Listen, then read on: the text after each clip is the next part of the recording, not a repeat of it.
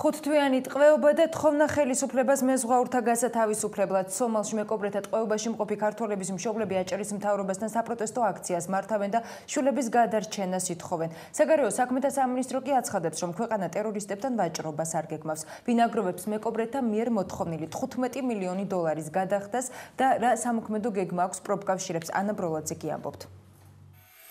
ბათუმის მთავრობის სასახლესთან სომალიში დატყვევებულ მეზღვაურთა მშობლები და ახლობლები არიან შეკრებილი. აქციის მონაწილეები სომალელი მეკობრეების მიერ ტყვედაყვანილი ქართველების გასათავისუფლებლად ხელისუფლებას დახმარებას სთხოვენ. მშობლების თქმით, მოლაპარაკებები ჩიხშია შესული, ამიტომ მათი შვილების სიცოცხლე საფრთხეშია, ჯანმრთელობის მდგომარეობა კი საკანგაშო. დღეს დამირეკა ჩემმა შვილმა 11 საათზე ვიყავე დაახლოებით 11 საათზე ვიყავე სამუშაოზე და მითხრა, რომ ძალიან გამწვავდა სიტუაცია, რადგანაც ერთი თვის განმავლობაში არ ურეკავს საბერძნეთიდან წარმომადგენელი, ანუ მათი ადვოკატი და არაფერს არ ეუბნება საერთოდ. პირატებმა გამოცხადეს, რომ თქვენ მიგაგდო ბერძნებას და თქვენ მიგაგდო თქვენმა სახელმწიფომაც. ამიტომ თქვენ რატომ უნდა გაჭამო და გასვათ. ერთი თვის განმავლობაში მაგენი განიცდიან ფიზიკურ შეურაცხყოფას, 3 თვეა წყალი არ აქვს, ნახევარი ჭიქა წყალი დღეში, ეხლა უკვე 3 დღეში ერთს აძლევენ და 3 თვის განმავლობაში ოკეანის წყალზე მოხარშული ბრინჯი და კარტოფილი. ბათუმის აქციაზე მეზღვაურთა პროფკავშირების წარმომადგენლები დღეს არ გამოჩენილან. თბილისში ამბობენ, რომ პროფესიული გაერთიანება დაკავებულთა დასახმარებლად შესაძლებლობების მაქსიმუმს აკეთებს. პროფკავშირების თავმჯდომარის მოადგილის თქმით, საქველმოქმედო აქციების ფასიანი სატელეფონო ზარებისა და სხვადასხვა შემოწირულობის საშუალებით ამ დროისთვის დაახლოებით 60,000 ლარი მოაგროვეს. თუმცა სპეციალურად შექმნილ თანადგომის ფონდში შემოსული ეს თანხა მეკობრეების მიერ გამოსასყიდისთვის მოთხოვნილ 15 მილიონ დოლართან შედარებით უმნიშვნელოა. ალბათ მივახცევთ იმას და ჩვენ ეხლაც ვამბობთ, რომ მივახცევთ იმას, რომ გათავისუფლდეს ეს 15 მეზღვაური.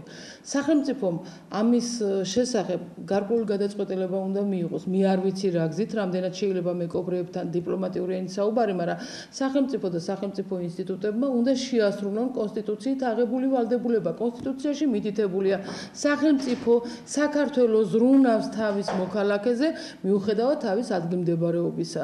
ისინი თავისი კარგი ცხოვრების გამო არ არიან მოხვედრილი იქ. შორსა ვარ იმისაგან, რომ თქვათ არ უნდა დაიცვას სახელმწიფომ ის ქალბატონები, რომელიც მალაიზიაში არიან, თქვათ რაღაც ნარკოტიკების საქმესთან დაკავშირებით დაკავებული. ისიც უნდა დაიცვას, ყველა მოქალაქე უნდა დაიცვას, მაგრამ პირველ რიგში უნდა დაიცვას უდანაშაულო ადამიანი, რომელიც ლუკმაპურის საშოვნელად არის წასული საზღვარგარეთ. პროფკავშირები მეზღვაურების სიცოცხლეზე პასუხისმგებლობას სახელმწიფოს აკისრებს. ქვეყნის საგარეო უწყებაში კი მეკობრეებთან მოლაპარაკების სურვილს ნაკლებად ამჟღავნებენ. საგარეო საქმეთა მინისტრის მოადგილემ დღეს გამართულ ბრიფინგზე განაცხადა, რომ ოფიციალურ თბილის ურთიერთობა მხოლოდ იმ გემის მეპატრონესთან აქვს, რომლის ქართული ეკიპაჟიც მეკობრეებს ტყვედ ჩაუვარდა. ურთიერთობთ სწორედ მხოლოდ გემთმშობელთან, იმიტომ რომ სხვა შესაძლებლობა არც გაგვაჩნია და სურვილიც არ გვაქვს, რომ სახელმწიფო ტერორისტებთან მოლაპარაკებაში შევიდეს რაიმე ფორმით, მაგრამ ვიცით, რომ ჩვენ ვართ კავშირზე გემთმშობელთან და მის ადვოკატებთან, რომლებიც თავის მხრივ ვითარებას არკვევენ თავიანთ სადაზღვევო კომპანიაში. ჩვენი ინფორმაციით გარკვეულ თანხაზე არის საუბარი, რომელზეც მზადყოფნა არსებობს გემთმშობელის მხრიდან, რომ გადახდილი იქნას, თუმცა ასევე ჩვენ ვფიქრობთ, რომ ეს თანხა ამ ეტაპზე ის თანხა არ არის, რომელსაც მეკობრეები ითხოვენ. სომალის წყლებში მცურავი ბერძნული გემი და ქართული ეკიპაჟი მეკობრეებმა 8 სექტემბერს გაიტაცეს. ისინი გამოსასყიდის სახით 15 მილიონ დოლარს ითხოვდნენ. გემის ბერძენი მეპატრონე მხოლოდ 150,000-ის გადახდას თანხდება. მოლაპარაკებები ჩიხშია შესული. დიპლომატიურ უწყებაში ადასტურებენ, რომ პროცესი ხანგრძლივი და საკმაოდ რთულია. შესაბამისად ძნელია იმის განსაზღვრაც, რა შედეგით დასრულდება 16 ქართველი მეზღვაურის 5-თვიანი ტყვეობა.